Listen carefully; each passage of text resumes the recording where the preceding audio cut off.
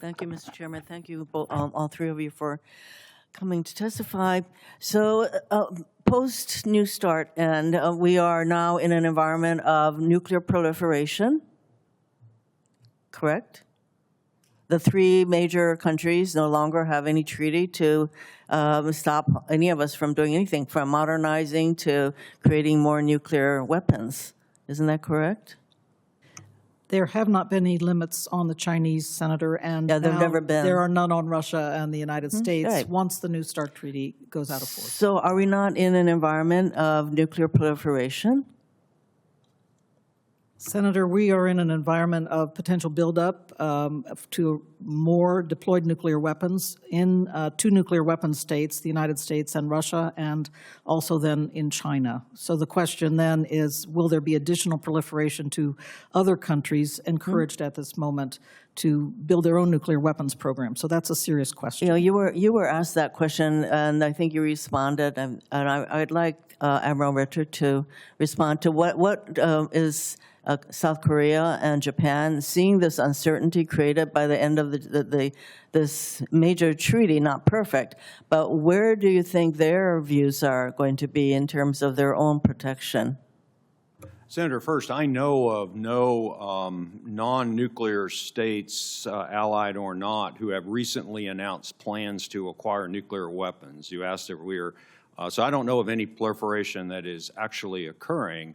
I certainly think, particularly our Asia-Pacific allies, are certainly re-examining their own defense needs to include the possibility of them acquiring their own nuclear weapons. We certainly have long-standing history and have had successful extended deterrence commitments to both of those, and there are still options available to us to continue to maintain those.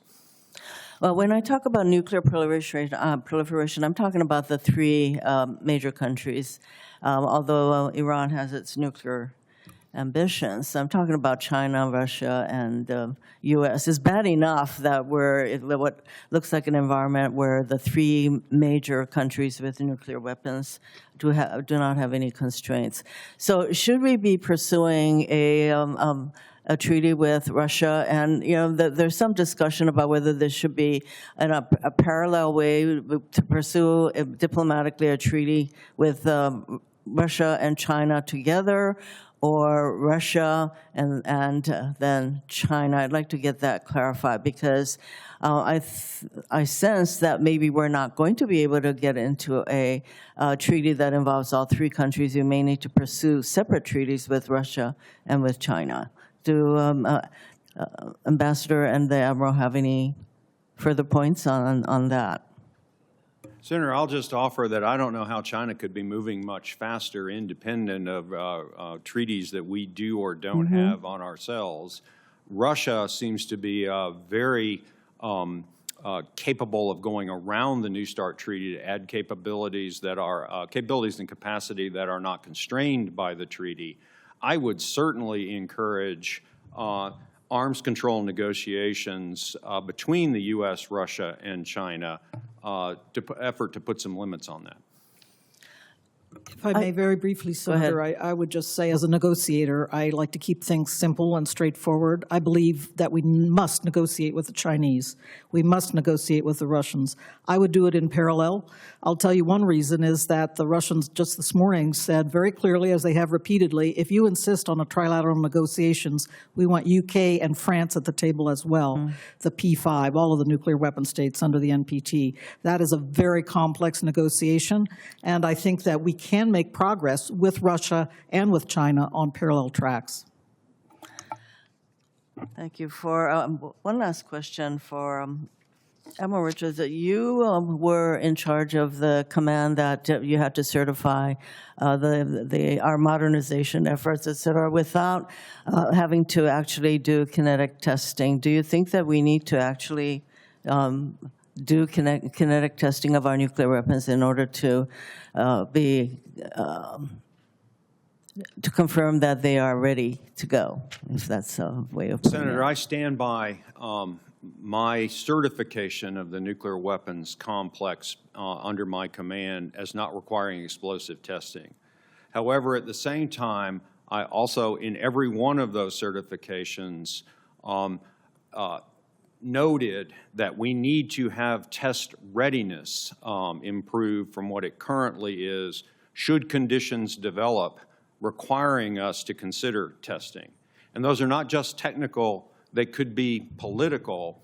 And so, yes, I saw nothing during my time on active duty that caused me to doubt the safety, security, and surety of our nuclear weapons complex under the current testing regime.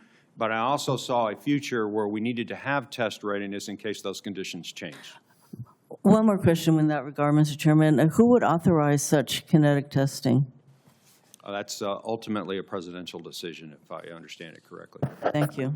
What sort of changes might necessitate that, Admiral? Senator, first, when we had some background discussion in terms of the number of tests that we have done in the past, which forms a pedigree for us to continue the stockpile stewardship program. But as our weapons age and go beyond their design lifetimes, there are a number of effects, aging effects, that you may bump into the limits of your science to understand and predict where they're going to go. So there are both technical reasons, and I alluded to political reasons, actions by your opponents, both of which may make it advantageous to us to reconsider our testing decisions. Okay, thank you.